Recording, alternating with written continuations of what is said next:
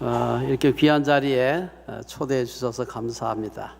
우리 목사님 소개하신 대로 저는 현재 에스와티니라는 나라에서 사역을 하고 있습니다. 혹시 에스와티니라는 나라 이름 들어보신 분 한번 손 한번 들어보세요. 에스와티니. 예, 한 분밖에 안 계시는데 아마 소수라고 생각이 돼요. 혹시 스와질랜드라고 들어보셨어요? 손 한번 들어보세요. 스와질랜드. 스와질랜드도 많지 않으신 것 같고, 스와질랜드는 여러분 남아프리카 공화국의 남아공은 다 아시니까 그 안에 보면은 내륙 국가로서 조그만 파리똥만한 조그만 나라가 하나 있습니다. 바다도 없고 내륙에 갇혀서 국경에 한 4분의 3은 남아공으로 둘러싸여 있고 한 4분의 1은 모잠비크로 둘러싸여 있습니다. 전체가 다 내륙 국가고요. 크기가 우리나라의 강원도보다 조금 작고 경상북도보다 약간 큽니다. 한 17,300제곱킬로미터 정도. 인구는 대전시 정도 됩니다. 120, 제가 갈 때는 119만 이랬는데 원체 아기를 많이 낳으니까 그새 늘어가지고 지금은 123만 정도 조금 넘습니다. 우리 한국은 아기를 안 낳아서 난리인데 그게 아기를 너무 많이 낳아서 난리입니다. 우리 여자 한 사람이 평생 동안 낳는 평균 아이의 숫자가 4.7명 정도 됩니다. 그 나라가 인구도 작고 하지만 절대 왕정입니다. 그래서 전 세계적으로 왕이 있는 나라 많은데 대부분 입헌군주제고요. 저희 나라처럼 절대 왕정을 하는 나라는 아주 소수. 절대 왕정이나 왕이 모든 정권을 가지고 행사하는 나라입니다. 그래서 이 나라의 전체가 다 한 부족으로, 다른 부족도 있지만 스와지라고 하는 부족이 있는, 아프리카가 여러분 나라 몇 개 있는지 잘 모르시죠? 55개 정도 됩니다. 그 중에 한 46개 혹은 7개 정도는 사하라 사막 이남에 있는 나라들이고요. 서브 사하란 칸츄리들이고, 그 북쪽에 지중해 연안에 있는 나라들, 북아프리카인데요. 그 나라가 한 7개 정도 됩니다. 우리가 흔히 아프리카로 할 때는 사하라 이남 국가를 얘기를 해요. 그래서 저희가 거기에 에스와티니라고 하는 나라에서 에스와티니 기독의과 대학교라고 하는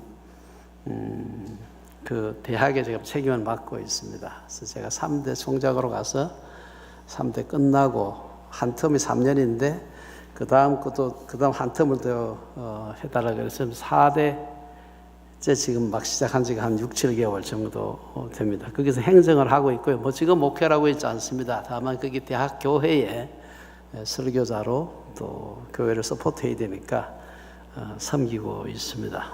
그래서 오늘 말씀드릴 내용은 제가 따로 말씀드릴 기회가 없을 것 같아가지고 미리 저희 그쪽에서 하고 있는 사역들 미리 말씀 좀 드립니다. 쪽에서는 저는 현재 그곳에서 대학의 행정을 하고 있고요. 그리고 제가 그곳의 교회에서는 주로 이제 한 달에 한두 번 정도, 두 교회에서 한 달에 한 번씩 하니까 2번씩 설교를 하고 있고요. 그리고 우리 학교에서는 행정을 하고 있습니다만은 제가 그래 안 보이시겠지만 학교에서 열심히 반주를 하고 있습니다. 자, 그래 안 보이시죠? 제가 반주와 관련해서 한 가지 말씀을 드리면은,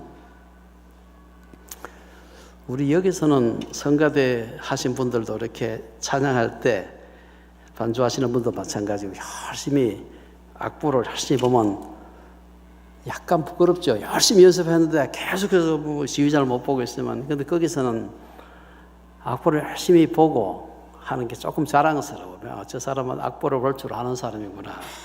그래서 그곳에서 저희가 악보를 열심히 보면서 반주를 하고 있습니다. 교회에서도 그렇고 우리 학교 예배 시간도 그렇고. 하여튼 서양 음악 자체가 없어서 우리 하는 말에서 시트 뮤직이요. 악보를 볼 줄 몰라요. 그래서 노래는 무지하게 잘하는데 악보는 볼 줄 모릅니다. 그 다음에 민족성 자체가 일종의 제가 보니까 DNA 속에 코딩이 되어 있는 것 같아요. 그 춤추는 DNA가. 그래서 큰 음악 소리가 나오면은 특별히 리듬악기, 우리 교회에서 많이 쓰죠. 애들도 막 춤을 추고 열심히 춤을 춥니다. 얼마나 제가 춤을 열심히 추는지 막 예배 시간에도 막 춤추고 그러는데 그거 되면 그걸 보면 금방 천국이 될 것 같은데 그렇지 않습니다.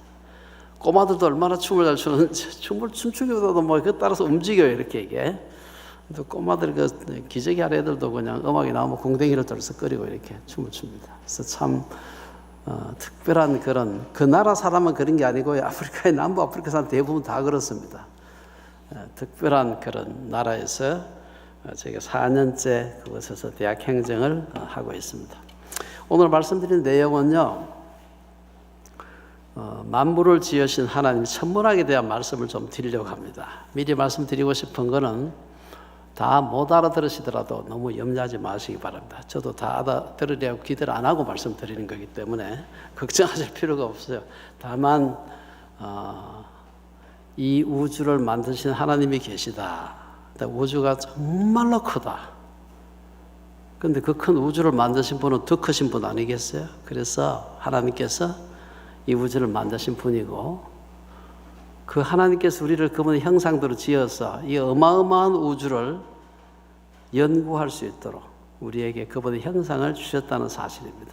그래서 오늘 조금 천문학 얘기 제가 하더라도 여러분 너무 이렇게 염려하지 마시기 바랍니다. 몰라도 괜찮고 알면 더 좋고 그렇습니다. 그래서 여러분 오늘 통해서 하나님이 얼마나 위대하신 분인가, 우리 조금 전에 찬양했습니다마는 하나님 정말 위대하신 분입니다. 과학이 발달하면 발달할수록 하나님의 설 자리가 없어지는 것이 아니라 도리어 더 우리가 이런 분을 섬기고 있구나, 이런 분을 우리가 감히 우리의 주님이라고 우리 하나님이라고 부르고 있구나. 우리가 그걸 깨닫는다면 오늘 우리의 강의는 목표가 달성이 된 겁니다. 그래서 너무 이렇게 천문학 여러 가지 내용을 제가 말씀드리지만 알면 더 좋고 몰라도 괜찮고 더 아시고 싶은 분들은 제가 우리 목사님께 저희 책도 드리고 그랬습니다. 그래서 여러분들이 그 분야의 책들은 뭐 아주 많이 나와 있습니다. 그래서 공부하시면 되고요.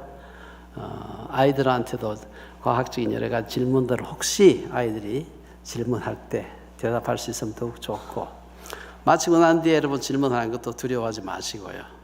제가 늘 말씀드리지만 질문은 우문이 없어요. 어리석은 질문이 존재하지 않습니다. 그래서 답은 시원찮은 답이 있을 수 있지만 질문은 모두 다 현명한 질문이다. 그래서 질문 염려하지 마시기 바랍니다. 어느 거라도 뭐 제가 다 답을 할 수 있다는 건 아니에요. 그러나 저는 하려고 최선을 다해서 답을 하려고 애를 쓰지만, 그러나 질문하는 자체는 자기의 호기심만 만족하는 게 아닙니다. 감히 두려워서 질문 못하는 분들을 대신해서 십자가를 져주는 거예요. 그래서 여러분들이 질문하는 거 두려워하지 마시고요. 제가 할 수 있는 답을 제가 최선을 다해서 답을 하려고 노력을 하겠습니다. 그럼 우리 한번 첫 번째 슬라이드 한번 볼까요? 좀 많지요? 위에 지금 여러분 보시는 국기가 왼쪽 게 그 나라의 국기입니다. 방패에다가 창하고 화살이 끼어 있는 저게 그 나라의 국기고요. 에스와티니라고 하는 나라입니다. 원래 옛날 이름은 스와질랜드인데, 스와지 하는 것은 그 부족의 이름, 스와지 부족. 그 다음에 랜드 하는 것은 아시다시피 스와지 부족이 사는 땅이란 뜻인데, 이 나라가 1968년에 영국으로부터 독립을 했습니다. 그래서 가만 보니까 이 스와지는 자기 말인데 랜드는 영어거든. 기분이 나쁜 겁니다. 이게 왜 우리말로 하지 영어하고 이게 자기 나라 말 섞느냐 이래가지고 이걸 순수 자기 나라 말로 고친 것이 에스와티니입니다. 여기 뜻은 똑같아요. 스와지 사람들의 땅이라는 뜻인데 스와질랜드는 이제 영어하고 자기 말로 섞은 것이고, 에스와티니는 순수한 에스와티니 스와지 말이라고 스와지 말로 고친 거예요. 그래서 뜻은 똑같습니다. 두 번째는 이게 스와질랜드 하니까 유럽에 있는 스위스란드하고 비슷하죠, 이름이. 그래서 그것도 기분이 좀 안 좋은 겁니다. 그래가지고 독립 50주년이 되는 2018년도에 왕이 이제부터 고친다. 하루아침에 확 바꾸었어요. 하루아침에 바꾸니까 못 따라온 사람이 있겠죠? 그래서 그 나라 사람도 아직도 스와질랜드 그렇게 부르는 사람이 많습니다. 왜냐하면 왕이 갑자기 확 바꿨기 때문에. 그러니 바깥에 있는 사람이 모르는 건 당연한 거죠. 거기서 대학이 크게 세 개가, 유니버시티가 세 개가 있습니다. 하나는 국립대학이고 University of Eswatini, 에스와티니 대학이 있고 국립대학이고요. 저희 대학은 두 개의 사립대학, 하나는 미국의 나사렛 교단에서 세운 대학이 하나 있고요. 그건 이제 Southern African Nazarene University, SANU라는 대학이 있고, 저희 학교는 에스와티니 메디컬 크리스천 유니버시티, 첫 자를 따가지고 EMCU, MCU라고 이렇게 부릅니다. 그 나라에서 유일한 의과대학이고요. 지금까지 의과대학 없었어요? 없었는데 오래전부터 준비를 했는데 작년에 저희가 마침내 정부로부터 의과대학 인가를 받고 의과대학을 시작을 했고 올해가 2년째가 되고요. 그 외에 의학과는 작년에 시작했지만 보건의료교통, 간호학과, 약학과, 방사선과, 임상병 이런 거는 있습니다. 원래부터 있었고요. 현재 학생들이 한 1118명, 제가 지난주 통계를 보니까 교직원들 해서 한 100명 정도 일하고 있고요. 한국분도 의과대학 쪽에는 2분 정도가 풀타임으로 일을 하고 계시고요. 저는 전체 그쪽에서 영국 전통을 따라서 총장을 바이스 찬슬러라고 부릅니다. 제가 그래서 바이스 찬슬러 하고 있고요. 오늘 말씀드릴 내용은 학교에 대한 소개는 아닌데 제가 이 말씀 드릴 기회가 없을 것 같아서 미리 말씀을 드립니다. 오늘 제목은 우주의 창조주이신 하나님인데 제가 영어를 이 강의를 준비하면서 가만 보니까 틀림없이 돌아서 영어로 또 강의해야 될 때가 있을 것 같아서 영어하고 한국말 이렇게 했습니다. 그래서 한국말 보시면 돼요. 그래서 여러분들이 영어하고 한국말 되어 있는 걸 여러분 용서해 주시기 바랍니다. 아까 우리 목사님 읽었습니다만은 히브리서 3장에 보면은 집마다 지연이가 있다. 집만이 아니라 우주도 여러분 이건 제 책인데 제가 목사님께 이 세트를 하나 드렸습니다. 이 책들이 SFC 출판부에 나온 겁니다. 여러분들 약간의 학문적이지만 아마 좀 진지한 관심사가 있는 분들은 이 책이 도움이 될 겁니다. 제가 목사님께 함부로 좀 선사를 했습니다. 3년 전에 완간이 되었습니다. 저 책을 쓴 것은 시작한 2003년에 시작을 했고요. 첫 번째 책이 나온 것은 2011년에 나왔고 마지막 책은 2022년에 나왔습니다. 총 7권인데 약간 두껍고 학문적이지만 진지한 관심이 있는 분들은 도움이 되리라고 생각을 합니다. 타임 매거진 타임지에 나와 있는 그런 표지 그림입니다. 우리는 어디서 어떻게 시작했고 어디서 왔고 우리는 어디로 갈 것인가, 우리의 궁극적인 운명은 어디로 갈 것인가, 이것은 모든 사람들에게 보편적이고 공통적인 질문입니다. 도대체 이것이 나는 누구인가를 결정하는 데 굉장히 중요한 질문이기 때문입니다. 우주라고 하는 말은 여러분 집주거든요. 우주라고 하는 것은 일종의 집입니다. 그리고 아까 우리가 창세기 1장 1절을 읽었습니다만은 태초에 하나님이 천지를 창조하셨다 이렇게 하는데 여기서 태초라고 하는 것은 시간의 시작을 얘기하고요. 태초 이전에는 시계가 없었던 게 아니에요. 시간이 없었던 겁니다. 시간이 없다는 게 무슨 뜻일까? 이거 이해하기가 쉽지 않습니다. 이건 우리만 고민을 했던 게 아니라 그 유명한 어거스틴 같은 사람도 도대체 시간이 뭐냐, 시계가 뭐냐 고민한 것은 400년밖에 안 돼요. 얼마 안 되고 아주 오래 전부터 시간이 뭔지 고민을 했고, 그 다음에 하나님이 천지, 간단한 말 같지만 천은 이제 이 영어 표현은 heavens고 히브리 말로도 역시 이제 하늘인데 공간. 그 다음에 지 하는 것은 물질을 의미했어요. 그래서 스페이스와 매터, 물질, 공간과 물질. 그래서 우리가 물리학에서는 우주를 구성하는 3대 요소라 그러면은 시간과 공간과 물질이 서로 영어 표현으로는 컨티니엄, 연속체를 이루고 있다 이렇게 얘기를 해요. 이건 더 어렵지 무슨 말인지요? 예. 그렇게 사용을 합니다, 물리학에서는. 그래서 우주에서 3대 구성 요소라고 하면 시간과 물질과 공간. 공기가 없었다는 얘기가 아닙니다. 공간이 없었다. 이것도 어려운 추상적인 용어죠. 어쨌든 그렇지만 우주를 우리가 집으로 봤을 때 집을 구성하는 3대 요소는 시간과 공간과 물질인데 성경은 그 세 개로 되어 있으니까 믿어달라 그러지 않습니다. 하나님이 그 세 가지를 창조하셨다고 선언을 하는 겁니다. 믿고 안 믿고 네 탓이고 하나님이 선언을 해요. 정말 이 세상의 모든 종교들 가운데 우주의 3대 구성요소를 이렇게 명쾌하게 설명하려 하지 않고 선언하는 것은 성경밖에 없습니다. 그래서 참 하나님께 선제를 만드셨다. 우주에 대한 연구를 하면서 사람들이 가졌던 큰 첫 번째라고 할 수 있어요. 뭐죠? 중요한 질문은 이 우주가 정적일까? 정적이란 말은 태초부터 지금까지, 지금부터 영원토록 아무런 변화가 없는 그런 것일까? 아니면 어떤 형태로든 변화가 되고 있는 것일까? 동적일까? 이 고민을, 이 생각을 했어요. 또 생각이 깊은 사람들, 그리스 사람들 똑똑하죠? 이런 사람들 그런 생각을 했습니다. 이 중에서 이제 최근까지는 이 두 이론이 서로가 정적이 맞다, 혹은 동적이 맞다 생각했는데 근래라기보다 한 100년 전 정도부터 시작을 해서 동적인 우주라고 보는 것이 좀 더 맞지 않을까 하는 증거들이 자꾸 나타나기 시작했어요. 그게 뭔가 하면은 우리가 살고 있는 게 은하계지요.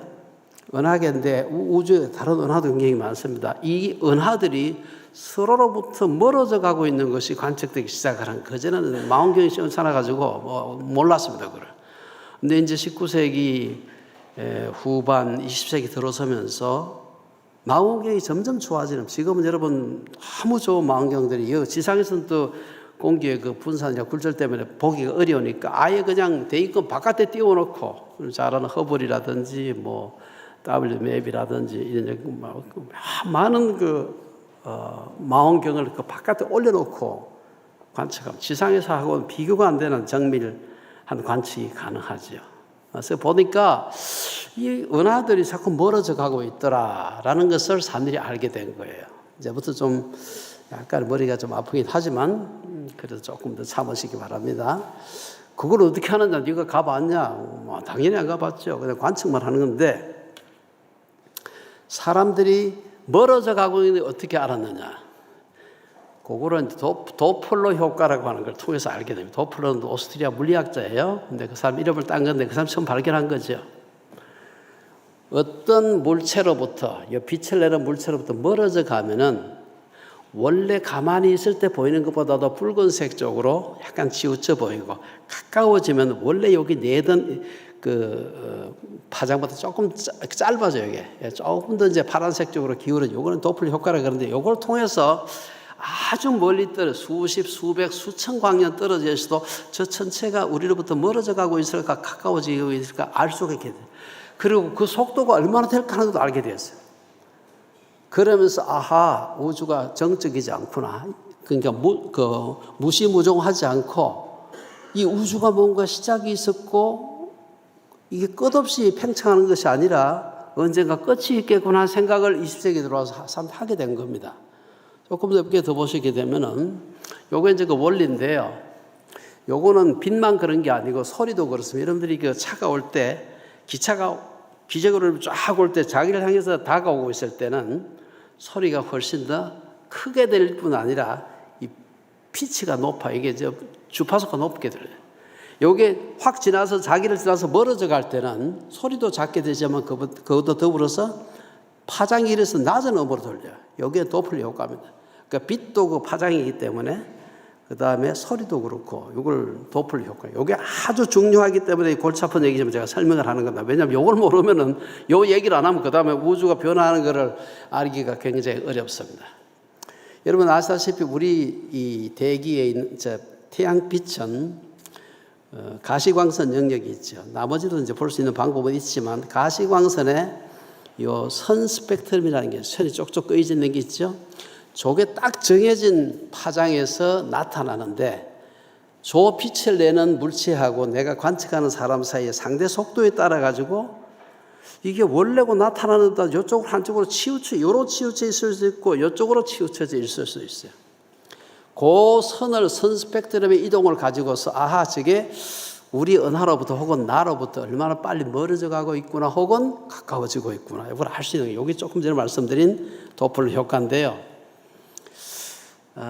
이런 것을 통해서 우주가 정적이지 않고 동적일 수 있다는 걸 알게 되고, 그 다음에 그 러시아에도 전쟁하고 좀 나쁜 짓을 많이 하지만 그 천재들이 많이 있습니다. 러시아의 그 학자들 중에. 그 중에 알렉산더 프리드만이라고 하는 사람이 아인슈타인이 그 일반 상대성 이론인 게 들어보셨죠? 내용은 잘 모르시지만. 그 방정식을 아인슈타인도 못 풀었어요, 사실은. 못 푸는데 이 사람이 풀었어요. 풀어가지고 그 방정식의 결과가 우주가 팽창한다고 하는 결론입니다. 근데 막상 그걸 만들었던 아인슈타인 자신은 아니다. 자기도 몰랐던 거죠. 아인슈타인이 사실은 굉장히 천재지만 수학에서 아주, 물론 우리가 생각하는 천재이긴 하지만 아주 뛰어난 사람은 아니었습니다. 그래서 수학 공식은 수학 계산은 딴 분한테 부탁도 하고 많이 그랬습니다. 근데 요 알렉산더 프리드만이라고 러시아 사람이 했는데 요 아인슈타인의 그 방정식을 풀어보니까 우주가 팽창한다는 결론이 나온 것입니다.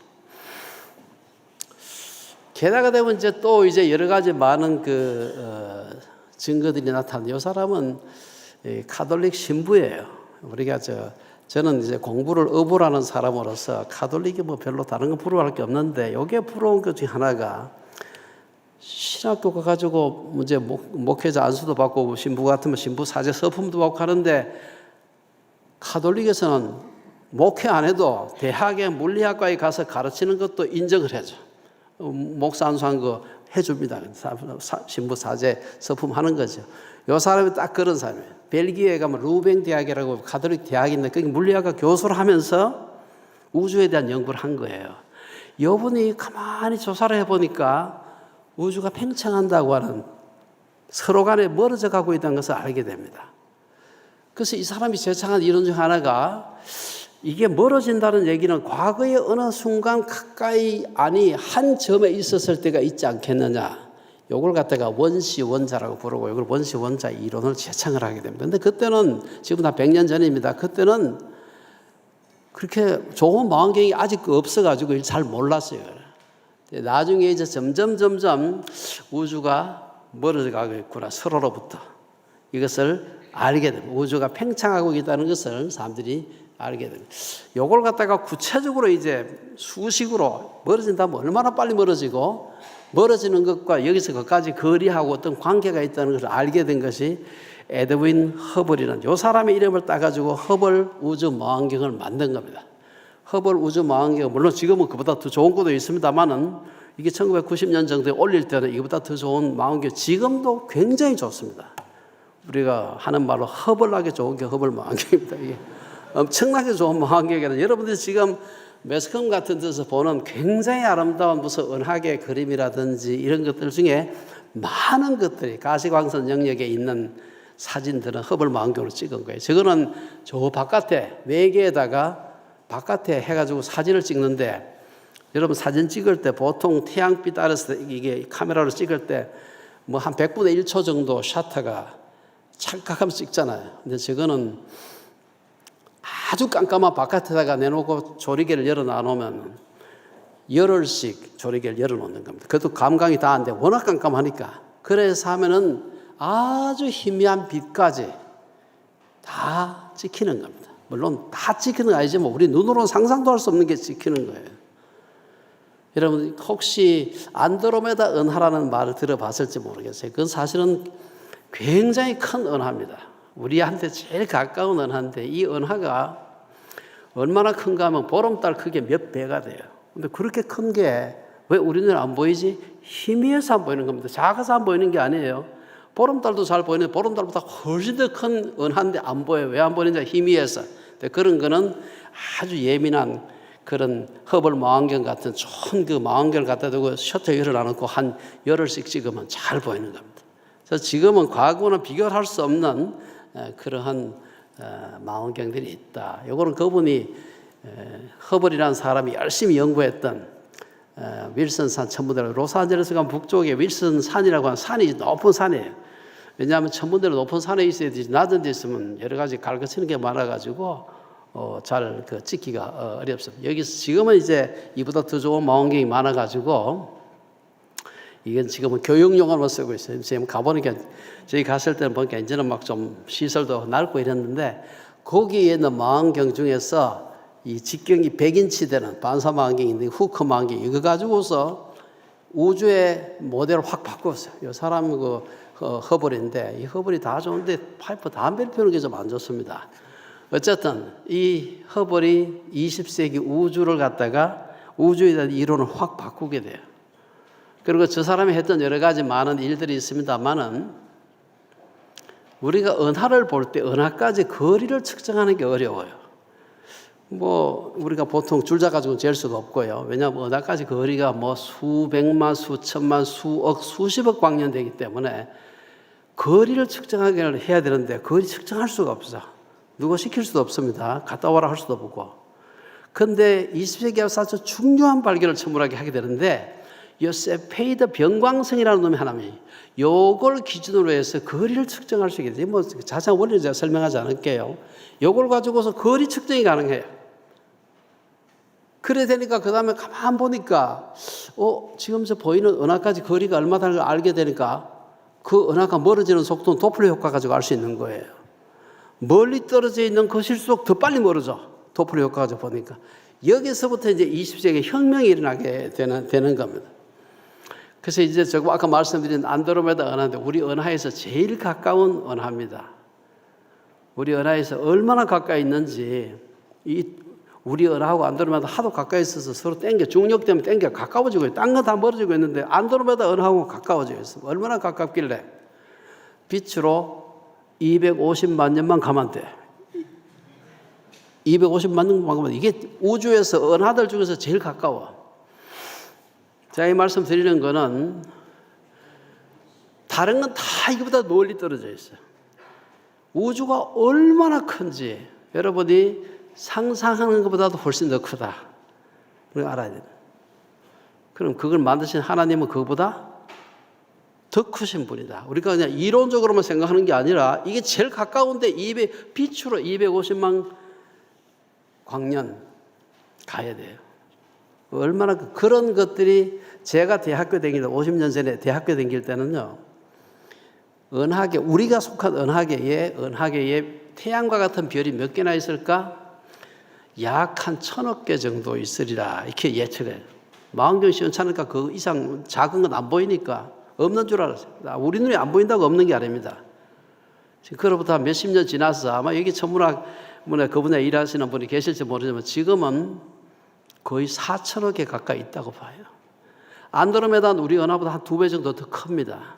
제가 학교를 다닐 때는 안드로메다는 한 2천억 개 정도 태양과 같은 별이 모여 있다고 생각했는데 지금은 거의 1조 개 정도의 태양과 같은 별이 있다고 생각해요.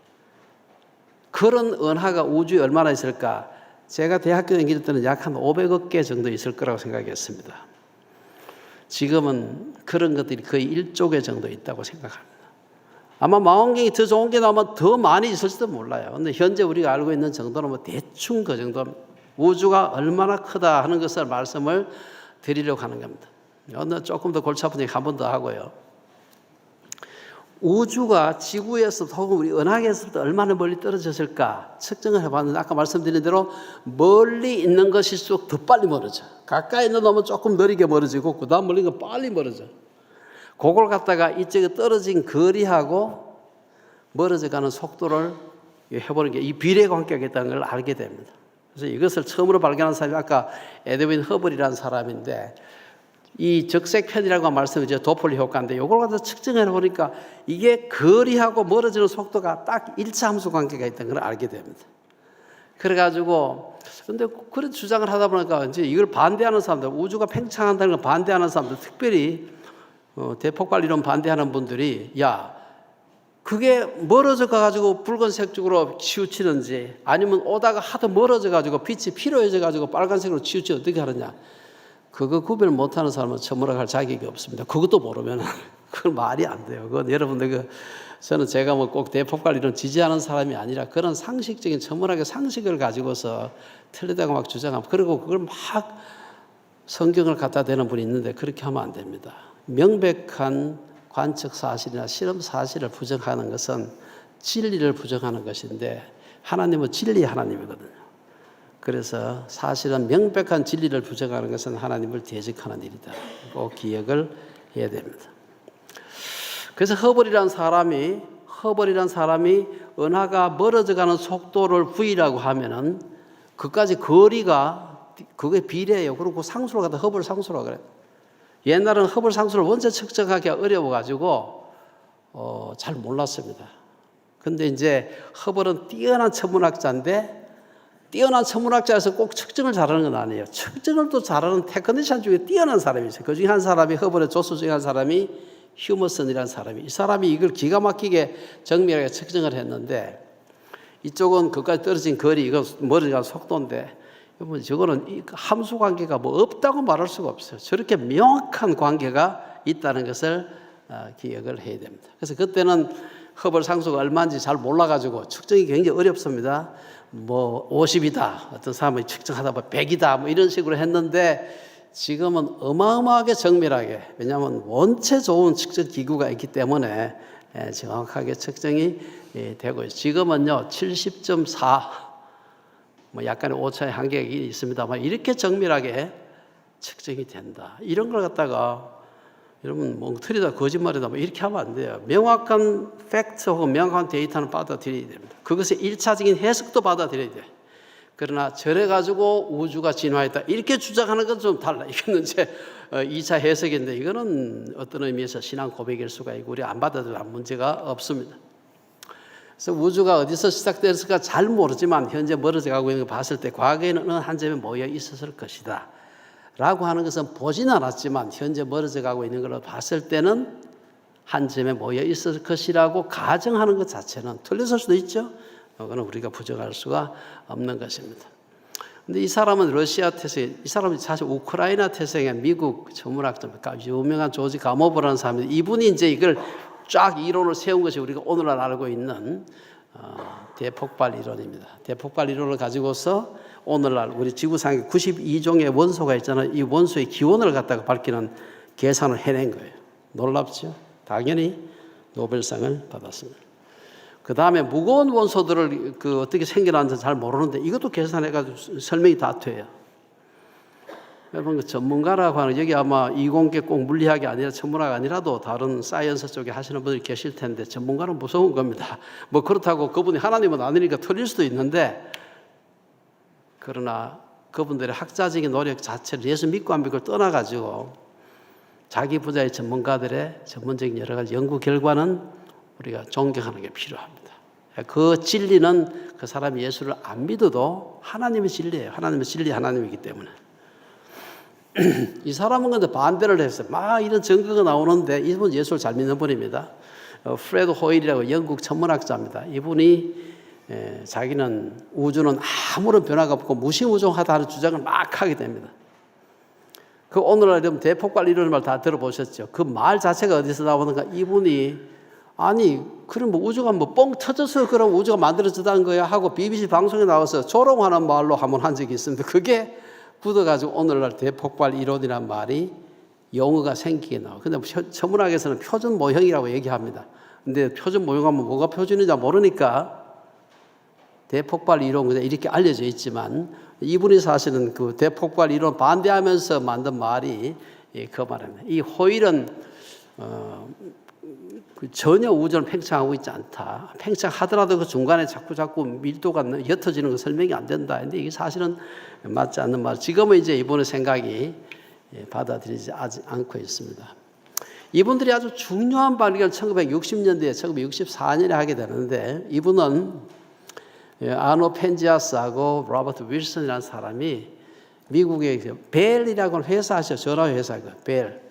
벨이 굉장히 큰 회사입니다. 그래서 곳곳에 자기들 실험실이 있어요. 그런데 이분들은 뉴저지에 있는 벨랩에서 영분으로 근무하던 분들인데 이분들이 1974년 원래 64년에 전화회사 직원으로서 그때 막 인공위성 이제 올려가지고 위성 통신이 이루어지는데 위성에서 오는 신호를 밑에서 받아야 되는데 어떻게 하면 잘 받을 수 있을까 연구하기 위해서 이런 안테나 저런 안테나 만들어서 위성 통신을 하기 위해서 이 마이크로웨이브 쪽에 이 전파를 이렇게 수신하는 장치를 만들고 있었어요.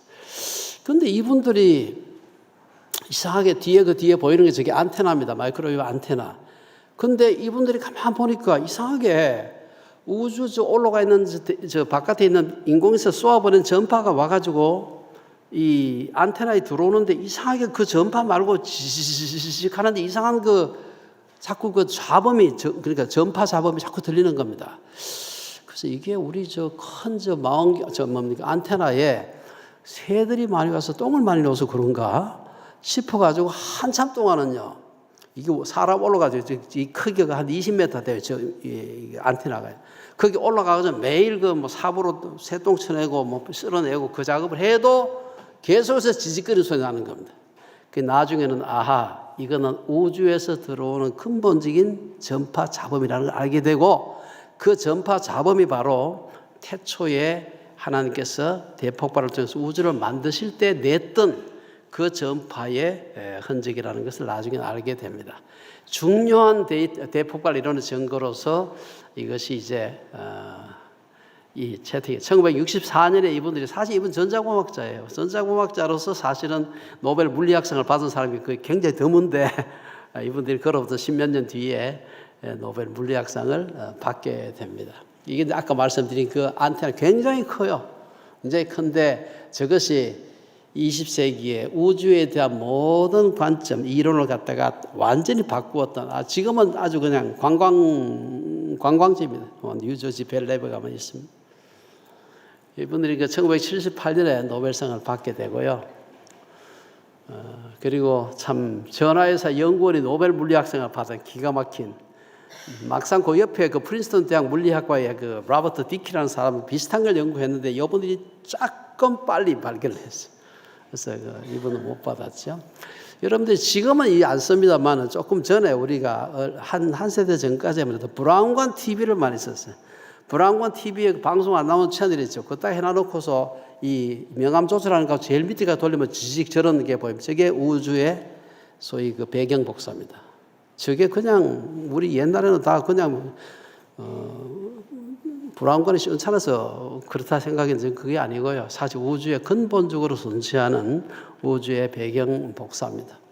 그리고 이것이 우주가 태초에 대폭발로부터 시작했다나 중요한 증거로서 천문학에서 받아들이게. 그 뒤에 이제 코비라든지 허블 망원경, WMAP 이런 훨씬 더 좋은 우주선들이 대기권 밖에 올려지면서 더 정밀하게 측정을 하죠. 측정 기계가 점점 더 예민하게 되고 좋아지면서 그때 내렸던 아마 우주가 어쩌면 아주 높은 온도의 초고압 고밀도 물질로부터 시작되었다라고 하는 것이 오늘날 천문학의 혹은 우주론의 표준 모델이 되어 있습니다.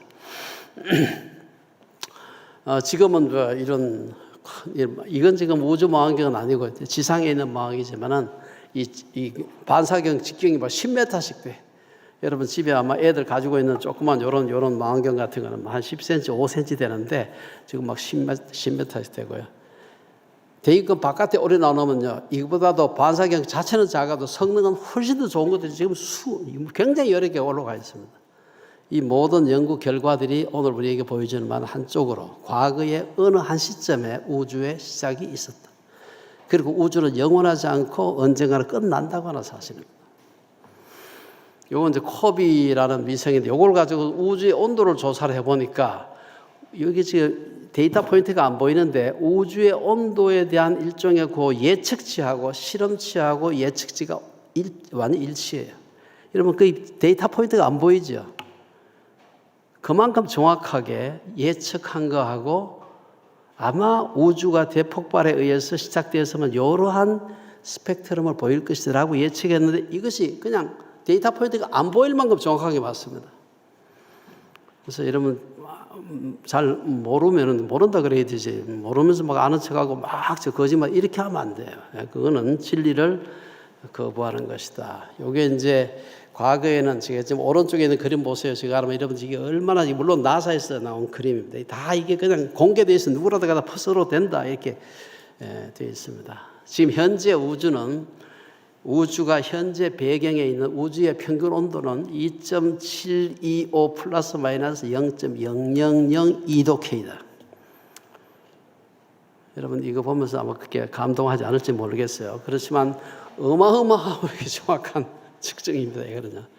2.75가 더 마이너스 한 섭씨로 따지면 마이너스 270도 정도 돼요. 우주의 평균 온도, 배경 온도입니다. 이게. 과거엔 상상도 못했죠. 근데 최근에 와서는 이렇게 정확하게 측정을 하고 있어요. 요거는 정확하게 우주가 지금부터 138억 년 전에 대폭발을 통해서 시작되었다고 가정을 해야 요 값이 나오는 거예요. 제가 뭐 천문학에 너무 많은 얘기를 하면 머리가 아플 테니까 요거는 이제 제가 가장 좋은 우주의 배경 복사 그를 측정하는 우주선 중에 하나가 WMAP 세틀라이트라는 것인데 요거 이름을 따서 W는 윌킨슨이라는 사람의 이름이고 요 분야 연구를 많이 했던 나사 연구원의 이름인데 이분의 그 이름을 따가지고 지금도 역시 그 활동을 하고 있습니다. 허블 우주망원경은 1990년에 나사에서 쏘아올린 우주선이지요. 이게 올라갔을 때 저기에 우리 버스 크기 정도 되는 망원경을 싣고 올라갔습니다. 올라가가지고 이제 거의 수명 끝났다 해서 빨리 내려오라는데 이러면 계속해서 작동을 잘해.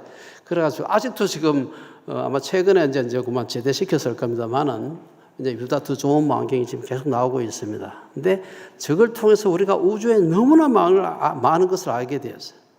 이걸 알면 알수록 상상을 할 수 없을 만큼 우주가 크고 아름답다는. 그래서 우리가 그걸 볼 때마다 하나님께서 어떤 분인가 몇 가지만 알려드리면은요, 이건 메시의 77그 우주 은하의 이름입니다. 과거에는 상상을 못했죠. 어떤 파장의 것을 가지고 찍느냐에 따라서 같은 은하인데 저렇게 다르게 나와요. 그만큼 많은 걸 알게 된 것이죠. 마찬가지입니다. 지금 134억 광년 떨어진 다른 은하계를 찍은 겁니다. 제가 이거 설명은 길게 필요가 없고요. 이게 이제 가장 유명한 허블이 촬영한 허블 우주망원경으로 촬영한 아주 멀리 떨어진 우주인데 저게 제일 멀리 떨어져 불그스름하게 보이는 건 한 135억 광년 떨어져 있고요. 아주 좀 밝게 보이는 것들은 한 8억 광년 떨어져 있는 것들. 이게 온 하늘 놓고 찍은 게 아니에요. 주먹 한 개 이렇게 내가지고 우리 손톱 정도 되는 이런 작은 구멍을 통해서 찍었는데 그 속에 들어온 게 우리 은하계와 같은 것이 10,000개가 찍혔다. 이해가 됩니까? 얼마나 우주가 큰지. 우리가 이걸 보면은 우리가 하나님께서 천지를 창조했다고 그냥 신앙 고백으로 사도신경 할 때마다 고백하지만 이 고백이 얼마나 대단한 그 고백인지 하는 걸 우리가 알 필요가 있습니다. 요거는 아주 하늘의 일부만 찍은 겁니다. 요건 찍은 그 방향을 지금 보여주는 것입니다. 그러면 아무리 그래도 굳이 가보지도 않고 어떻게 그 우주가 그 대단하다, 대폭발해서 어떻고 저떻고 그런 얘기 할 수 있느냐. 그렇게 생각하면 안 돼요. 지상에서 실험을 하고 있습니다. 어떻게 실험하느냐. 혹시 여러분 입자가속기란 말 들어보셨는지 모르겠어요. 전 세계에서 제일 큰 입자가속기는 현재 유럽에 있는 유럽 입자가속기 연구소인데 입자물리학 연구소. 요게 스위스에 있습니다. 요게 동그라미 친 데 있죠. 이게 요 길이가 27km예요. 27km 되는 이 밑에 지하에다가 땅을 굴을 파가지고 굴 파는 것도 힘든데 거기다가 이런 관을 이렇게 묻어가지고요. 그걸 고진공으로 진공을 뽑아 그 주변을 전자석을 만들어가지고 하고는 그 속에 입자를 가속을 시키는데 거의 광속 가까운 속도로 가속을 시킵니다. 그리고 이렇게 돌리고 하나 이렇게 돌리가 충돌을 시키면은 대폭발 일으켰을 때 그 압력과 온도를 만들어낼 수가 있어요. 그걸 가지고서 연구를 하는 겁니다. 우주까지 138억 년 전까지 돌아갈 필요가 없어요. 그래서 우리 이런 걸 보면서 이거 이제 충돌시키면서 이론적으로 예측한 것이 저기서 맞아 들어가는 이걸 통해서 수많은 노벨 물리학상 수상자가 나오게 됩니다. 그래서 지금까지 우리가 알고 있는 우주의 기본적인 데이터를 보게 되면은 우주가 언제 시작되었을까? 현재로 봤을 때는 약 한 138억 년 전에 시작되었을 것이다 라고 하는 것이 오늘 주류 천문학자들의 결론입니다. 얼마 전까지 137억 광년이라고 했어요. 그런데 여기 약간 더 늘어났어요. 그 다음에 우주가 138억 년 전에 시작되었다 하더라도 우주의 실제 크기는 940억 광년 되었으리라고 봐요. 왜냐하면 보이는 것 곳곳이지만 그러나 그보다 훨씬 더 큰 우주가 있다고 생각하고요. 우주의 구성 성분은 말씀대로 우리가 보통 눈으로 보고 만지는 이런 것들은요. 전체 물질의 양 중에서 5%가 채 되지 않습니다. 4.6%, 7%밖에 안 됩니다. 우주의 평균 온도 아까 말씀드렸죠. 2.725도 K 마이너스 273, 270도 정도 이렇게 나왔습니다. 허블 상수, 그 유명한 상수가 70.4 아주 정확하게 측정이 되어 있습니다. 도표로 나타내면 이렇게 되고요. 우주의 구성 성분입니다. 시간의 역사를 보게 되면 하나님께서 처음 우주를 창조하셨을 때 지금까지, 여기 아직도 약간 옛날 데이터가 돼서 137억 광년 떨어졌다고 하는데 사실은 138억 광년이라고 지금 알려져 있습니다. 여기서 이제 천문학에서 많이 사용하는 동안 이쪽에서 시작해서 대폭발, 이쪽 이 끝은 이제 우리 오늘 살고 있는 이 시대입니다. 한 38억 년 지나 38만 년, 대폭발 일어나고 난 뒤에 한 38만 년 지나가지고 그때까지는 이게 전자하고 원자 핵이 떨어져가 지 마음대로 다 전자가 돌아다니고 있으면 깜깜하게 보여서 빛이 나올 수가 없어요. 다 흡수하기 때문에. 38만 년 지나니까 식어가지고 전자들이 원자에다가 붙어버렸어요. 원자에 붙고 나니까 그 다음에 투명하게 보이는 겁니다. 그래서 많은 물리학자, 특히 크리스찬 물리학자들이 태초에 하나님이 천지를 창조하시니라. 그리고 1장 3절에 보면은 빛이 있으라 하시며 빛이 있었고 그 빛이 하나님 보시기에 좋았다. 빛이 있으라 해서 빛이 있었다는 것은 그게 투명하게 보이기 빛이 이제 나오기 시작한 것이죠. 아마 한 38만 년 정도 지나고 난 뒤에 드디어 빛이 바깥으로 쫙 나오지 않았겠나. 이렇게 해서 대폭발 이론과 창세기 기록을 맞추려고 하는 분들이 있으면 뭐 그럴 수 있는 것이죠. 근데 우리가 이제 오늘날 천문학하고 너무나 비슷해가지고 처음에 대폭발 일이 나왔을 때 사람들은 그거 너무 성경하고 너무 흡사해서 너무 종교적이다 이래가지고 반대하는 사람들이 많았습니다. 근데 지금은 또 너무 또 뭐 유물론적이라서 반대하는 사람도 있습니다. 이것이 이제 우주의 역사를 갖다 도표로 한꺼번에 나타낸 것인데 매우 많은 연구가 되어 있다는 것을 말씀드리기 위해서.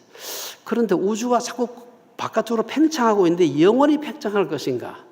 아니면 어느 순간에 줄어들 것인가? 뭐 이래가지고 열린 우주나 닫힌 우주, 지금은 열린 우주라는 것이 최근에 밝혀져 있습니다.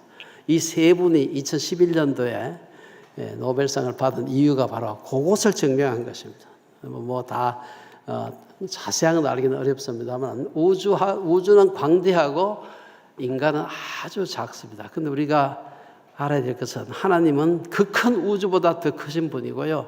인간은 하나님의 형상대로 지음을 받았습니다. 그래서 인간이 우주를 연구할 수 있는 것입니다. 원숭이는 아무리 훈련시켜도 우주 연구 못해요.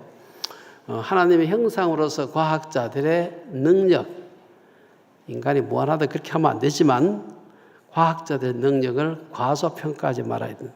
리스펙트 해야 됩니다. 무조건 뭐 막 그들의 해석까지도 다 받아요. 그런 뜻은 아니에요. 그래 1차 데이터는 우리가 인정하는 것이 필요하다. 저는 제가 좋아하는 여러 과학자도 있지만 그 중에 제가 제일 좋아하는 과학자 중에 한 사람이 독일 천문학 학자였던 요하네스 케플러입니다. 이분은 지금부터 한 400년 전에 산 분인데 아주 믿음이 좋은 분이고 그게 개신교 신자였습니다. 이분은 신학 공부를 했는데도 안수를 안 받았어요. 평생 천문학자 살다가 가신 분인데 또 그 당시에 구교하고 전쟁을 하고 있었기 때문에 굉장히 어렵게 살아요. 아내도 자기 자녀들도 그 전쟁 와중에 다 죽었어요. 본인도 객사했습니다. 마지막에 죽을 때는. 근데 그분이 평생 자기 마음속에 가지고 있었던 확신이 뭔가 하면은 나는 천문학의 제사장이다 하는 그런 확신을 가지고 산 분이에요. 나는 천문학에서 우리 목사님들은 뭐 히브리어, 헬라어, 라틴어 연구해가지고 하나님의 뜻이 성경에 나타난 하나님의 뜻이 무엇인지를 발견해서 그걸 성도들에게 알려주는 분이죠. 근데 이분은 천문학자로서 천문을 잘 관측해가지고 거기에 나타난 하나님의 뜻이 무엇인지를 사람들에게 가르쳐주는 사람이 천문학의 제사장이고 자기는 그 직무를 감당하고 있다. 이렇게 산 사람입니다.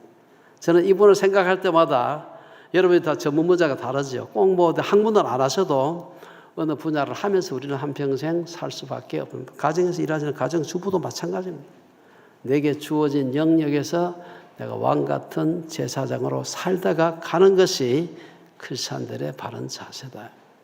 그래서 제가 케플러 참 귀한 분인데 이분의 나는 천문학의 제사장이다라고 한 것이 우리의 모든 성도들의 삶에 사실은 이게 적용이 될 수가 있는. 오늘날 제사장의 그 개념을 너무 좁게 정의해가지고 꼭 신학교 가서 안수받고 목회를 하거나 선교사를 가야 꼭 그것이 무슨 제사장인 것처럼 생각 그렇지 않습니다.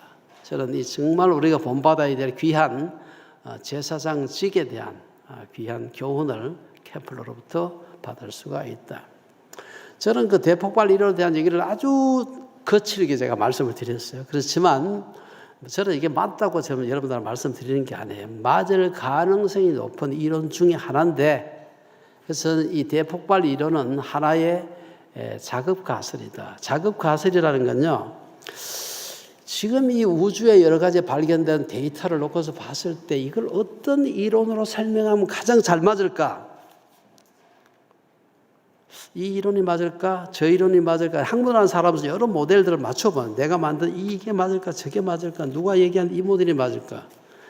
현재로서는 대폭발 이론이라는 것이 가장 맞을 가능성이 높습니다. 그러나 그것이 하나님 없이 지들로 우주에 존재하는 어떠한 초고온의 초고압의 물질이 폭발했다. 그거는 유물론입니다.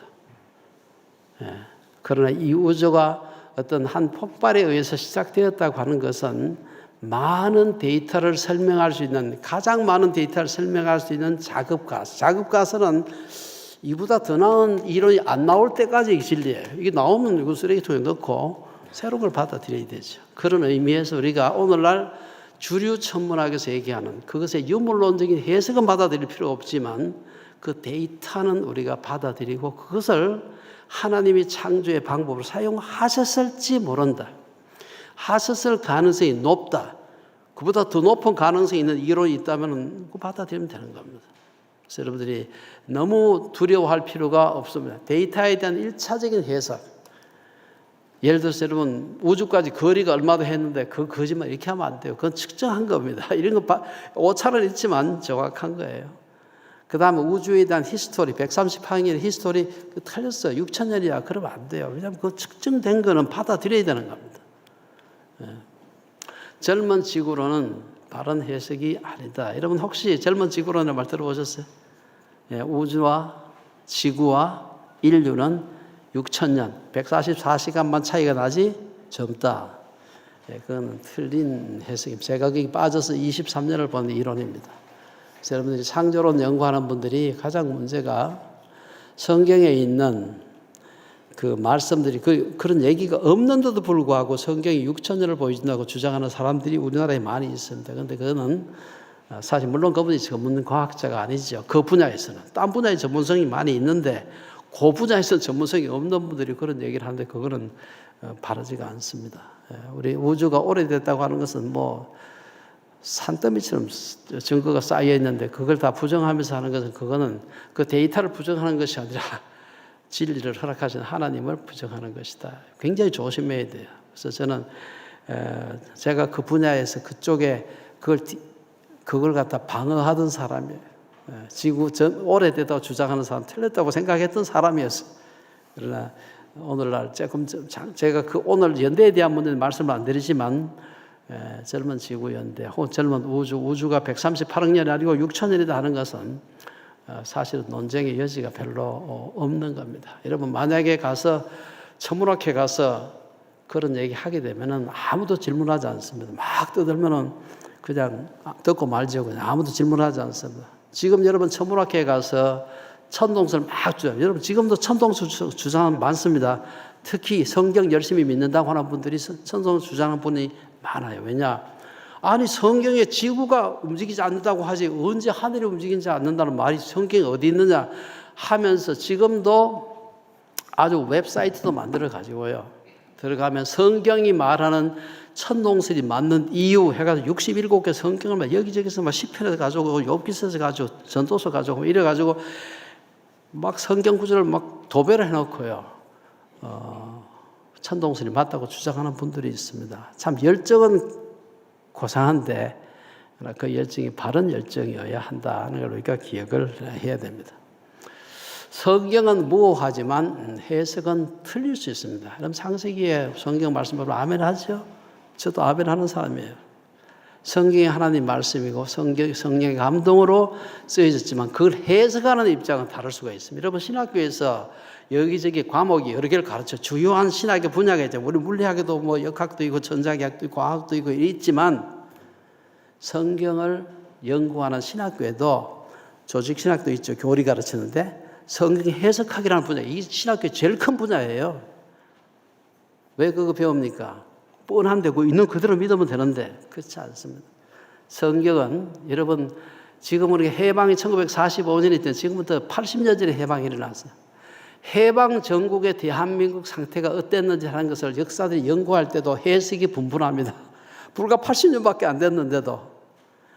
그래가지고 역사학자들끼리 이 해석이 맞냐 저 해석이 맞느냐 뭐 하잖아요. 하물며 성경은 아시겠지만 2000년 전에서 뭐 한 3000년, 3500년 전에 기록된 책인데 그것도 지구 반대쪽 다른 나라에서 그 뒤로 지금 수천 년이 지난 지금 오늘날 와서 그 뜻이 하나님께서 이 말씀을 주셨을 때 성경 원 기자들에게 주셨을 때 무슨 뜻으로 주었을까? 이 고민을 하고 그 당시에 여러 가지 그 문학적인 장르는 뭐고 그 당시에 이런 단어는 어떤 데 사용되었고 그래가지고 여러분 뭐 얼마나 많은 성경 주석이 나오고 성경 사진이 나옵니까? 그래도 또 학자들끼리도 다 100% 통일도 안 돼요. 예. 그래서 그 성경 해석학이 왜 있느냐?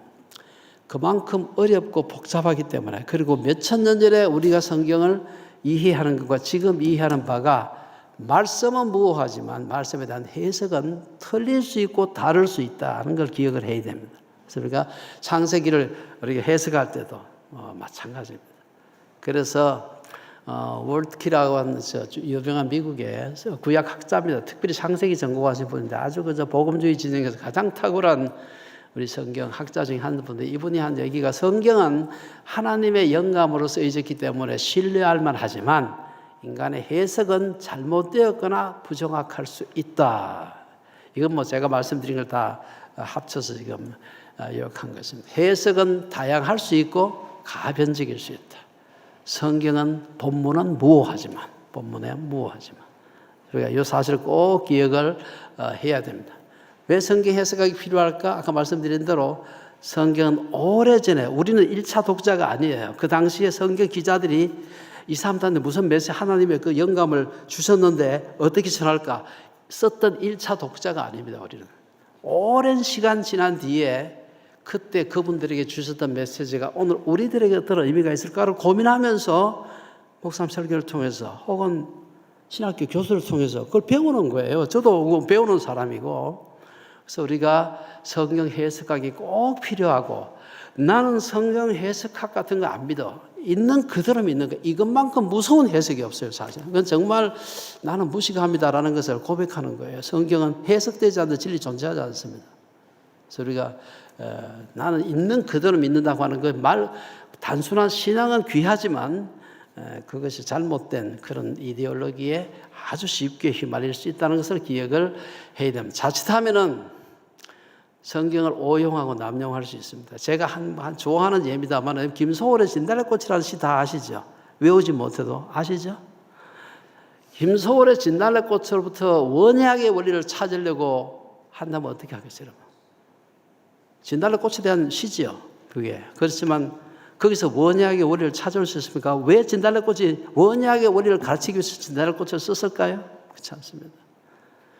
여러분 그 시편 19편을 보면은 뭐 찾아볼 필요 없어요. 하늘이 하나님의 영광을 선포하고 궁창이 그 손으로 하신 일을 나타내는 것. 날은 날에게 말하고 밤은 밤에게 지식을 전하는 언어가 없고 들리는 소리도 없으나 그 소리가 온 땅에 통하고 그 말씀이 세계 끝까지 이르다. 이게 천문학 공부하라고 주신 게 아니에요. 하나님의 창조의 아름다움과 위대하지 하나님을 찬양하는 거예요. 하나님의 창조주 하나님을. 그것으로부터 이 천문학책 필요 없어. 뭐 시편이 있으면 되지. 이렇게 하면은 이제 엉뚱한 데로 가게 되는 것입니다. 여러분 창세기에서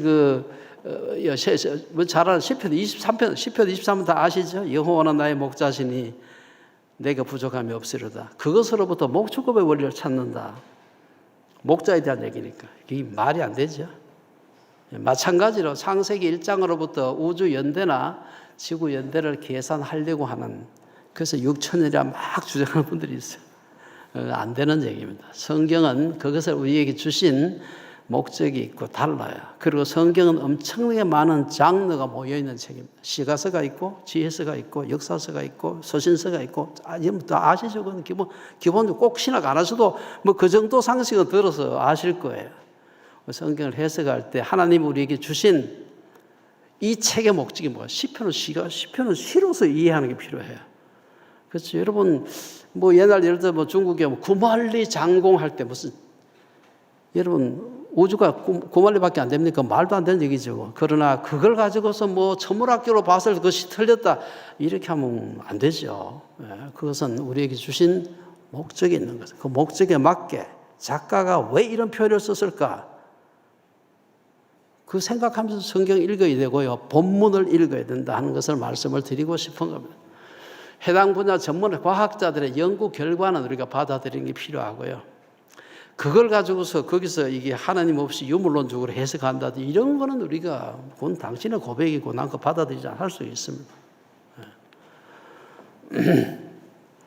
그래서 우리가 기억해야 될 이게 제가 거의 마지막 제 슬라이드인데요.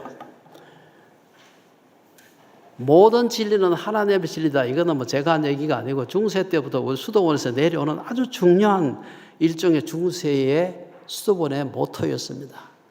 모든 진리는 하는 말은 불신자들이 발견한 진리도 예수 믿는 학자가 발견한 진리도 심지어 무당이 발견한 진리도 진리의 주인은 하나님이시라는 겁니다.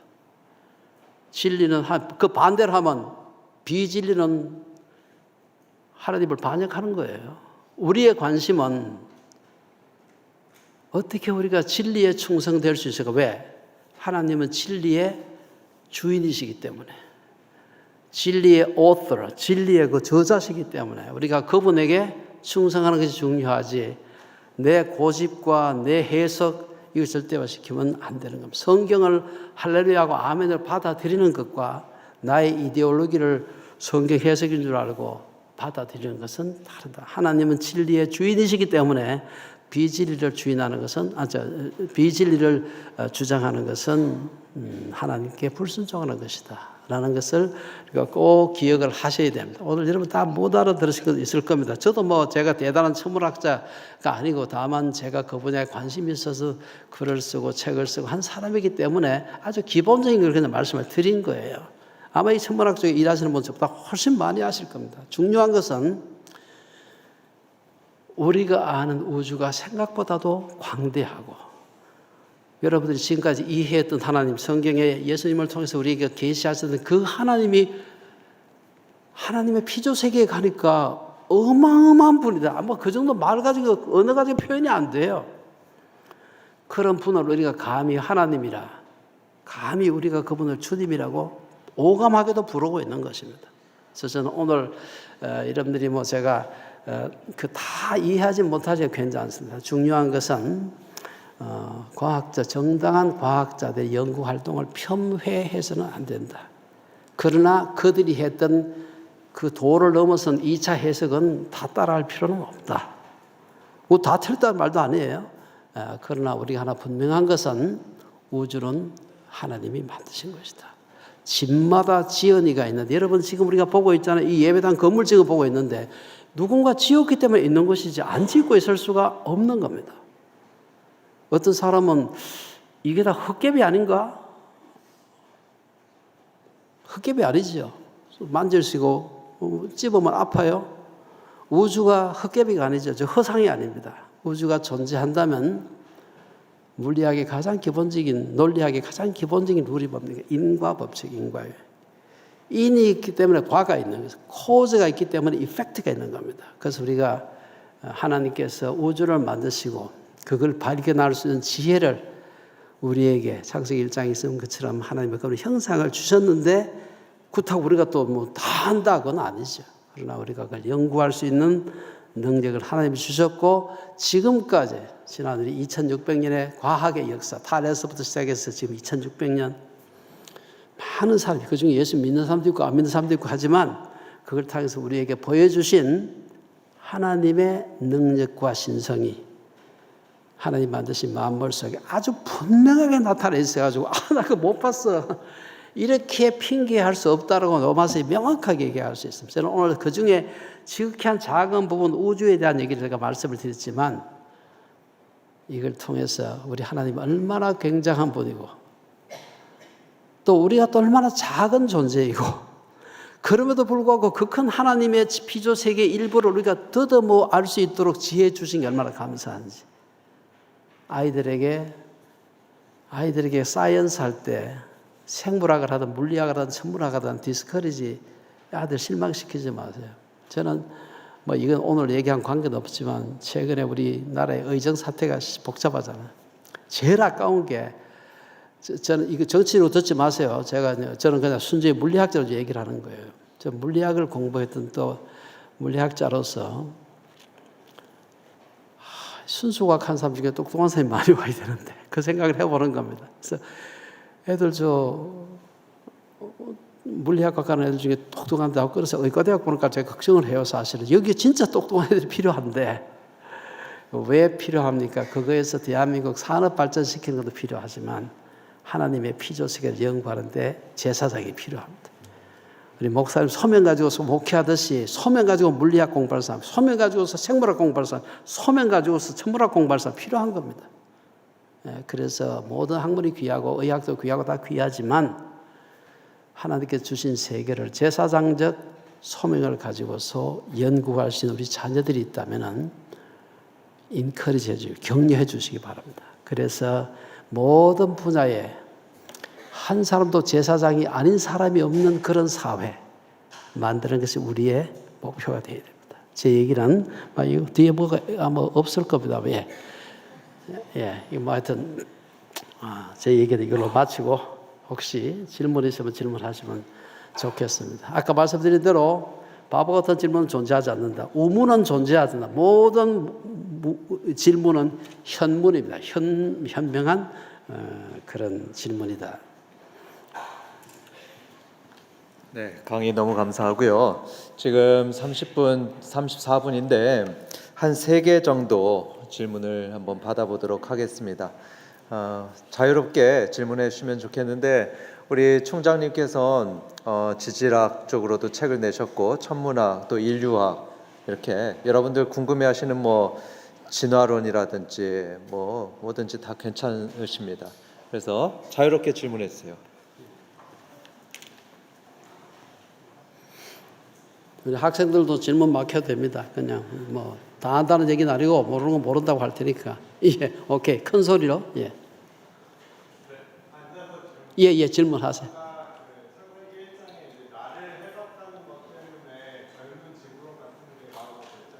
그렇죠.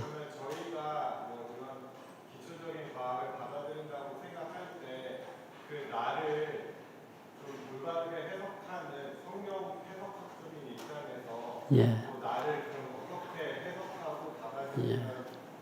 아주 좋은 질문인데요. 우리가 오늘날 사이언스를 생각하지 않는다면 창세기 1장만 놓고 본다면은 6천년 지구설 아무 문제가 없습니다. 하나의 해석적인 옵션으로서 얼마든지 가능한 거예요. 그러나 지구연대학이라고 어마어마한 또 우리 지구연대학 큰 연구 분야가 있는데 이해하면은 성경 자체는 해석의 문제가 있기 때문에 사이언스 이런 엄청난 이런 데이터가 산더미 쌓여 있으면 성경 해석을 본문을 달리할 수는 없는 겁니다. 그래서 봤을 때는 창세기 1장에 나와 있는 날 혹은 욤 하는 것은 24시간 86,500시로 보는 것은 바르지 않다. 그리고 일주일 하는 것도 역시 144시간이 아니라 긴 시대로 보는 게 맞습니다. 예. 예. 다양한 해석들이 있을 수도 있을 텐데. 그렇죠. 저희가 읽을 때 그러면 창세기 안에서는 창조의 순서를 강조시켰다고 받아들여야 되는 건지, 그러니까 날이라고 표현하시는 그런 의도는 있으실 텐데. 예. 예, 그렇죠. 예. 그리고 실제로 지구 역사를 지구 역사가 이제 우리 지구는 약 한 45억 7,500만 년 플러스 마이너스 한 2,500만 정도로 대충 봐요. 그 시기를 보면 쭉 지구 역사를 살펴보게 되면 이제 단세포 생명체 나타나는 건 35억 년, 최초의 다세포 생명체 5억 5천만 년. 이게 쭉 하는데 우리가 정확하게 성경과 과학을 이렇게 갖다 놓고 매칭시키는 게 어려워요. 어려울 때가 많습니다. 어렵지 않을 때도 있어요. 근데 어려울 때가 많은데, 그래서 이 복음주의 진영에서 성경과 과학의 관계를 얘기할 때 혹시 들어보세요. 비일치주의란 말을 씁니다. non-concordism이라는 것은. 왜냐하면 성경, 과학 이런데 성경이 아닌 것 같아. 아니다라고 말할 수, 아니다라는 건 해석을 해야 되기 때문에. 그런데 해보니까 안 맞는 듯이 보일 때는 일치하지 않는다라고 얘기합니다. 틀렸다 틀렸다는 건 너무 큰 부담이 되는 거죠, 그거는. 그래서 그래 봤을 때 지금 우리가 많은 과학적 사실 성경이 일치합니다, 사실은. 그런데 어떤 경우는 일치하지 않는 듯이 보일 때가 있어요. 그걸 인정을 해야 돼요. 그래서 제가 중간에 잠깐 얘기했지만 성경이 있어도 역사책은 필요한 겁니다. 성경이 있어도 물리학 교과서는 필요해. 천문학 교과서도 필요해요. 여기서 천문학에 대한 많은 언급이 있음에도 불구하고 그 언급만 가지고서 천문학 교과서를 대체할 수 없어요, 성경은. 성경은 우리에게 무오한 구원의 진리를 계시하기 위해서 우리에게 주어진 책입니다. 그 계시에 관한 하는 우리가 뭐 다른 거기다 덧붙일 게 없어요, 그는. 그러나 하나님의 피조 세계를 연구하는 여러 분야에 적용할 때는 레퍼런스는 될 수 있어요. 그러나 이게 교과서는 될 수가 부족해서가 아니고 준 목적이 다 장르가 다른 겁니다. 그래서 긴 시간으로 보더라도 하나님, 우리가 자연에 나타난 여러 가지 오랜 증거 같은 오랜 우주 지구 증거는요, 하나님, 우리 흔히 신학에 자연 계시란 말 쓰거든요. 계시예요. 그것도 하나님 주신 겁니다. 그래서 갈릴레오가 말한 것처럼 하나님 우리에게 두 권의 책 주셨다. 하나는 성경이라는 책, The Book of Scriptures and The Book of Nature. 자연이라는 책, 성경이라는 책, 자연이라는 책, 둘 다 하나님 주신 거예요. 둘 다가 합쳐져서 하나님이 어떤 분인지 우리에게 계시해 주는 겁니다. 그래서 과학의 해석을 이데올로기적으로 뭐 유물론 같은 이런 거 진화론 이렇게 변색된 거 말고 1차 데이터는 우리가 받아들이는 게 좋다고 주장하는 겁니다. 창세기 1장의 욥은 그런 의미에서 하나님의 창조 세계의 한 어떤 기간 정확하게, 물론 오늘날 지질 시대가 있지만 우리가 24시간 하루로 보는 것은 하나의 좀 바르지 않은 해석이다, 이렇게 볼 수가 있는 겁니다. 네, 또 다른 질문 두 개만 더 받겠습니다. 예. 사모님.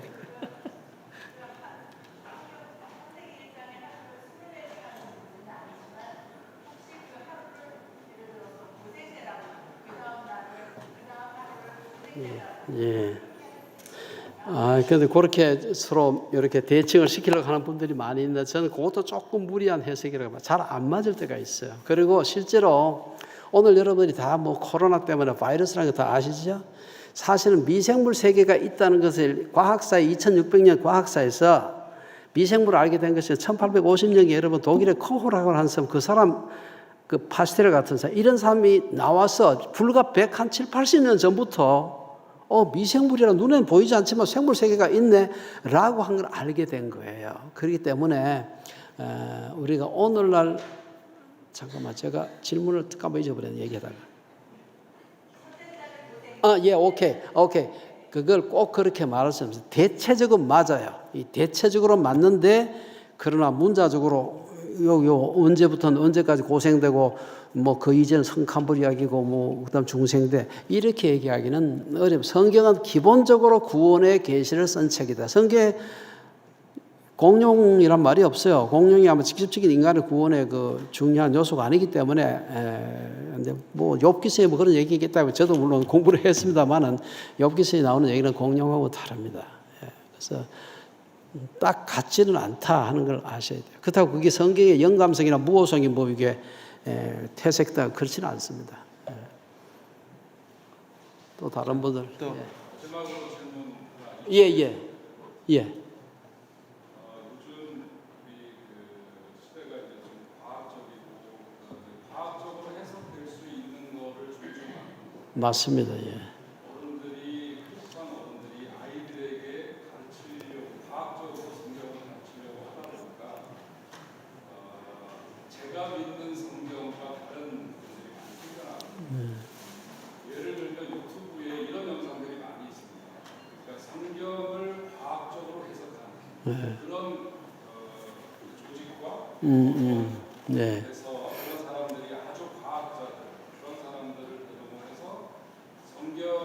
과학적으로 해석하려고 해서 마치 젊은 사람들이 성경을 믿게끔 하는. 근데 오류가 되게 많아요. 그렇죠. 예를 예. 들면 홍해는 성경 홍해를 건너는 거를 정말 하나님의 기적. 그래서 홍해가 완전히 갈라진 거죠. 근데 유튜브에는 많은 학자들이 그거를 인간적으로 납득을 시키기 위해서 홍해의 주변 중에서 가장 얕은데. 가까운 예. 가까운 곳의 조수 간만의 차이에 의해서 그게 살짝 빠져나가고 그 사이를 걷다. 그거를 탐사까지 답사까지 하면서 많은 시간 동안 조사를 해서 이게 맞다. 그래서 홍해가 갈라진 거는 맞는데 비과학적으로 하나님 완전히 갈라본 다음에 합쳐진 게 아니다. 이렇게 그러니까 젊은 사람들이 이해하기 쉽게 그렇게 하는 많은 오류들이 있는데 우리 교수님께서는 앞으로 이런 그 추세에 있는 우리 논리의 어떤 이런 뭐랄까 비성경적인 거 이런 것들 저는 아까 말씀하신 그 성경은 교과서가 아니다라고 하신 말씀 저도 동의하고요. 그래서 이런 부분은 이렇게 해석하면 안 된다. 우리가 아무리 과학적이라도 이렇게 되면 안 된다라고 하는 어떤 이런 반대의 어떤 그런 주장을 담을 수 있는 것 담아서 조금 이렇게 이해를 시키고 해야 되지 않을까? 네. 예, 아주 굉장히 아주 그건 좋은 질문이고요. 좀 수준이 높은 질문인데요. 제가 우선에 하나님께서 어떻게 역사하시는가 하는 데 대해서는 과학적으로 설명할 수 있는 방법으로도 역사하실 수 있고 설명할 수 없는 방법으로도 역사하는 이 방법을 우리 흔히 말 초자연적이라고 그렇게 얘기를 하죠. 제가 지난 한 사나흘 전에 어떤 목사님을 만났는데 이분이 군대에 갔다가 하는데 이 폐결핵에 걸려서 아주 오래전 분, 저하고 나이가 좀 비슷한 분인데 폐결핵이 걸려가지고 이 도저히 안 되겠다 싶어가지고 군대에서 의병 제대를 하려고 국군 통합병원에 가가지고 이제 입원해 있는데 그 당시만 해도 오래전입니다. 한 50년 전이니까 그래가지고 닷새 뒤에 의병 제대를 하려고 그동안 엑스레이를 많이 찍었죠. 찍은 주 히스토리가 있는 겁니다. 이따가 마지막 나가기 전에 마지막 찍고 이제 이게 최후의 증거로 놓고서 이제 의병 제대를 시키려면 증거가 있어야 되니까 하려고 했는데 이분이 그 전에 이게 성경을 경험하게 되고 이 치유에 대한 적을 받게 됩니다. 그래서 그분 얘기예요. 저는 그건 들은 얘기입니다. 장동영 목사인데 그 자기는 병이 나은지도 모르고 하여튼 그런 굉장히 경험을 하고 사진을 찍었는데 하나도 없어졌다는 이게. 그래가지고 그때 군의관이 중령이었는데 야, 걔 와서 어떻게 된 거야? 해가지고 난리가 났대요.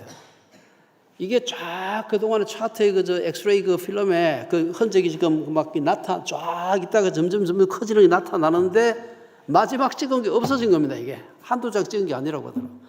저는 그 얘기를 들으면서 물리학자로서 우리가 의학이 설명이 안 되죠. 안 되지만 하나님이 꼭 우리의 과학적 상식에 맞게 꼭 역사해야 되는 의무가 있는 분이 아니에요. 하나님은 초자연적으로 역사하시지만 대부분의 경우는 자연적으로 역사합니다. 우리가 과학적으로 설명을 왜? 과학도 하나님 만드신 거니까. 그래서 좀 전에 우리 설명하신 홍해도 마찬가지라 생각해요. 저는 그렇게 해석하면 저도 많이 여러 살 들었습니다만은 우리 대한민국이 언론의 자유가 있잖아요. 그래서 무슨 얘기를 해도 그걸 가지고서 남에게 해를 끼치지 않으면 그거를 뭐라 할 수는 없는데 그러나 저는 하나님께서 왜 홍해만 가르치겠어요? 태평양은 왜 못 가르치겠어요? 전능하신 하나님께서 하나님의 자유를 침해할 하나님의 역사하는 방법을 제한할 권리가 우리 피조물에게 있느냐? 저는 없다고 생각을 해요. 그리고 꼭 이게 증명이 돼야 믿겠다는 사람은요, 그 뒤에 반드시 걸려 넘어지게 되어 있습니다. 하나님의 역사를 우리가 아는 혹은 과학적 설명할 수 있는 그 방법으로 제한하지 말라. 저는 그 말씀을 드리고 싶어요. 저는 그걸 제가 그걸 따지고 싶지는 않아요. 아까 말씀드렸는데 저도 그 유튜브 동영상을 제가 봤습니다. 똑같은 동영상이 뭐죠? 그런 게 여러 개 있기 때문에 그 중에 제가 한 개 봤는데 그래 뭐 그렇게 해석할 수 있겠네 하고 그냥 지나간 건 오케이인데 그게 근거해서 그러니까 성경은 믿을 만한 거야. 이렇게 한번 얘기하면 뒤에 설명할 수 없는 게 있습니다. 어떻게 해도 설명 안 되는 게 있어요. 그거 올 때 어떻게 하겠어요? 그래서 하나님의 역사의 패턴을 우리가 제한하지 말자 하는 것이 제가 드리고 싶은 말씀입니다. 이렇게 모시는 것도 진짜 어려운 일인데 청년들이 질문을 안 했어요. 혹시라도 내가 진짜 이 질문을 하고 싶다 하시는 분이 있으면 한 개만 진짜 마지막. 저기 있네요. 질문하세요. 큰 소리로 좀 머니까 얘기해 주세요. 얘기하세요. 저 뒤쪽에 뭐 누군가요? 아까 노란색 자매 손 들지 않았었어요? 노란색 자매? 얼굴 맞은 거예요?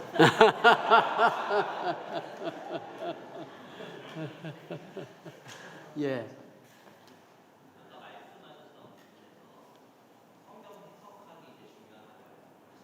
예.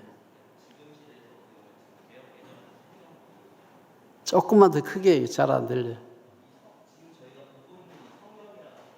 예.